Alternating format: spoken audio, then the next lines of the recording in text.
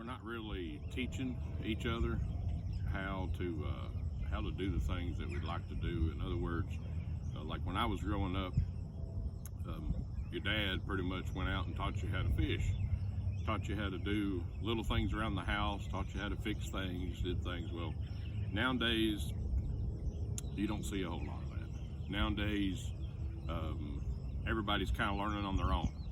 And one of the ways that, I'll be honest with you, that even me over the last couple of years is I've been just watching videos and different things, and it's helped me a lot. Just learn how to do different things in life.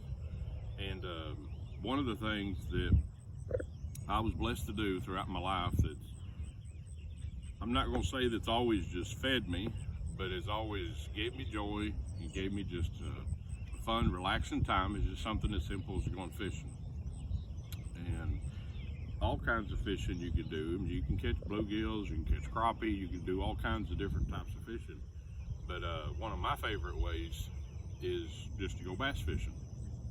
And I've been blessed to go fishing, and I was raised up a missionary's kid, so I've fished on the ocean. I've been able to fish in 2 or 3 different countries. I've been to Puerto Rico, I've been to Panama. I've also fished, of course, here in the United States, all over the place. And I'm not a professional in any way, but I've just done it for a lot of years, and I just figured I would take the time to show a few little baits that I use, show the different setups that I use, and just talk about it, and maybe share it, and maybe it helps somebody. Maybe somebody will have comments or something and they can share, and they could help me and teach me something new, because it really is all about just having fun. So one of the basic things, and just one of the things that I went through, do you have to have an expensive setup as far as the rod and the reel? No, you don't. I've had rods that were $200. I've had reels that were up to $300. So you're talking about a $500 fishing setup. Did I catch any more fish than I would catch now with the setup I'm going to show you? Not really. A lot of it has to do with location. A lot of times we get distracted and we think that, well, the biggest setup that I have, the more expensive setup, I'm going to do better. That's not necessarily true. You can go to just a simple retail store and get a $20, $30 rod and something just as simple as a little Zebco 33, and you can catch fish and you can have a good time. So later on, I'll break down and I'll tell you a little bit more about the rods that I use and a little bit more about the reel that I personally use. But for right now, I'm just going to give you a basic setup. I prefer a spinning outfit for my all-around going bass fishing, and just my all-around fishing setup. Why do I do that? I do that because it's very basic. It's not hard. It's not hard on me. It's not hard on my shoulders. It's comfortable. Remember, one of the things that we're trying to do is enjoy the time that we're here.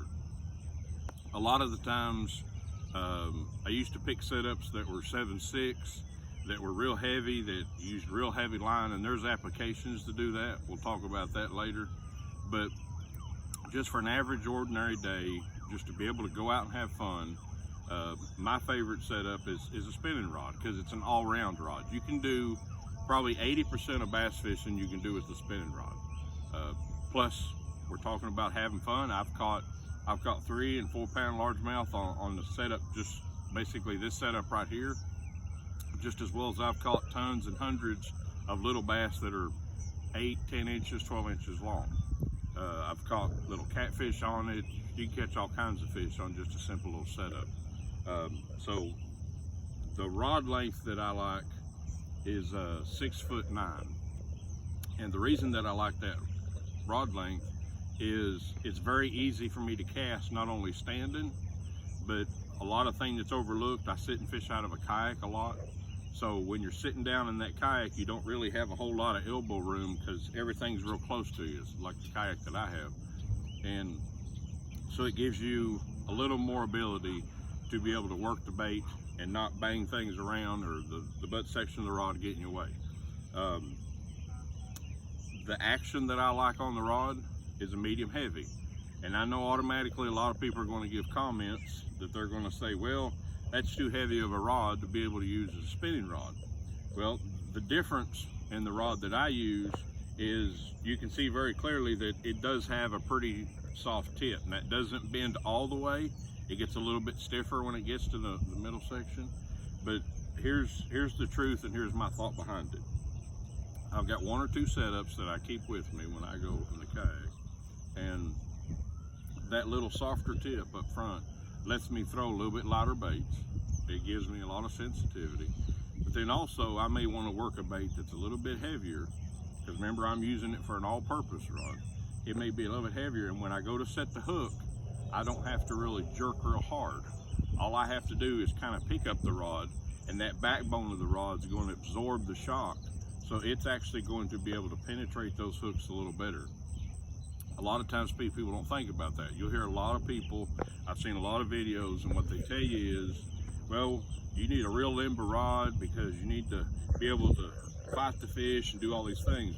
Those all things are good, but the truth is, if you don't ever set that hook in that fish's mouth, then that fish is not coming in the boat. It doesn't take setting the hook real hard. A lot of the times people will use a softer rod, like a medium action, and you'll see them actually jerk back. What tends to happen a lot of times, that quick hook set winds up breaking rods, breaking lines, breaking different things. So with me, in my experience, with a medium heavy, that backbone of that rod absorbs a lot of that impact where I don't have to jerk real hard. I pretty much can pull back and just start reeling, and basically what's called a set. I can just pick it up and I can reel set a fish, which is a real hook set. So basically I can pick up and just start reeling and keep putting pressure on that fish, and that hook penetrates in their mouth. Another thing I like to do is I like to use braided line. Now, years ago, when braid first came out, it wasn't very good, and I was new to it, and there's certain ways I'll talk later on about how to put line on a spinning reel. We'll talk a little bit about different types of line, but for right now, I like braided line. I don't use braided line for the purpose that a lot of people talk about. The braided line that I use, I like Power Pro, and I've recently just started using 20 pound. The reason I use the 20 pound is because it gives me a 6 pound diameter, so it casts very good through the guides. I usually have, the reason that I use the braided line is I like the braided line because not only does it cast far, but I don't have to switch my line out all the time.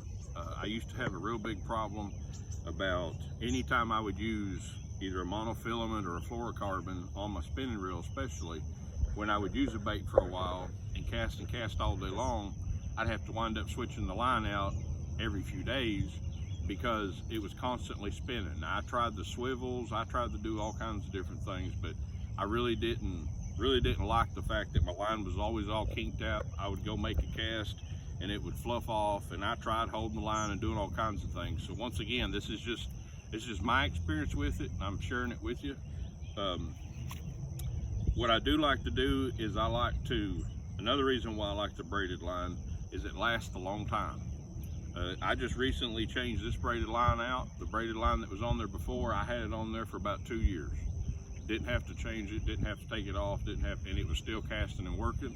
I just went and bought brand new line because I've started fishing recently a little bit more than I used to. So the lifetime of that line makes a big difference. Plus also we're talking about a setup that is a round out setup. I mean, I can use it for just about anything. So what I like to do is I like to attach a mono leader or a fluorocarbon leader, depending on what I'm doing. If I'm using a topwater or I'm using sometimes a jerkbait, then with this setup, then I can put that mono leader on there, and that mono leader is going to float my line, and it's going to keep my braided line away from my topwater baits. Fish don't really see it. They don't have a whole lot of time to see it, even working a jerkbait, because it's coming through the water pretty fast.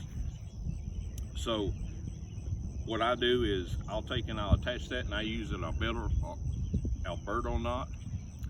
The Alberto knot is just something that I've learned from watching some videos. It's a real big saltwater knot to connect the braid to the mono.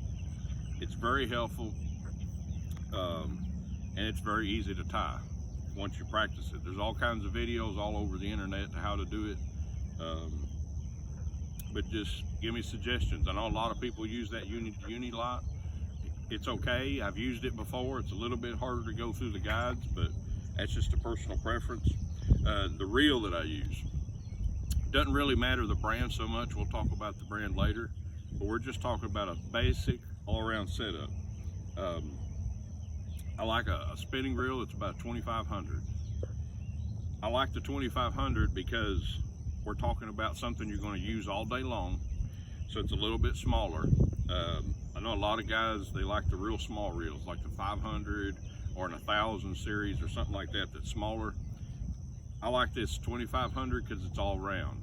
I can use this to throw pretty good size bait. It's got pretty good gear ratio. This one here has a 6.2 gear ratio, so it reels it a little bit faster. I know one of the questions people are going to ask, well, how come you don't use a bait caster? Well, I used to use a bait caster all the time. But once again, we're talking about, I'm out in the kayak, I'm out fishing, and I'm wanting a rod that I can do several different things with. So I only have, most of the time, 2 to 3 rods with me. That way I don't have to switch around back and forth. A bait caster, you can throw a lot of heavy baits, and yes, you can dial it in and you can do all these little fancy things with it. But the truth is a spinning rod, I can throw it farther. If it's windy, I can still throw it. I was very good with the bait caster. I could skip things under docks sometimes and it's been years ago that I've used them all the time, but the spinning rod is more versatile. The spinning rod, yes, you have to fight the fish a little more. No, you can't really horse the fish out of a lot of things, but it's just more comfortable and more helpful to me. And like I said, this is just me giving little tips and little things that I've learned over the years. This is my basic setup. This is what I prefer to use on a day-to-day basis. If I'm just going to go and relax and have a good time fishing, if I used to fish little local tournaments, never did very good in them, but I just loved going fishing. This is the setup that I use just to go bass fishing. I can switch over and put a little bobber and a hook on it and go bluegill fishing. I can do any type of fishing I want to just with this one little setup right here. Don't have to have 100 setups. Don't have to be the most expensive. But we'll talk later about the reasons for the rods, why people put a little money into them, and why people put a little more money into their reels. Anyway, this is just what came to mind. I hope everybody enjoyed it. If you have any comments, any suggestions for me, just put them down below. Thank you all for watching and just spend a little bit of time with me. God bless, and y'all have a good day.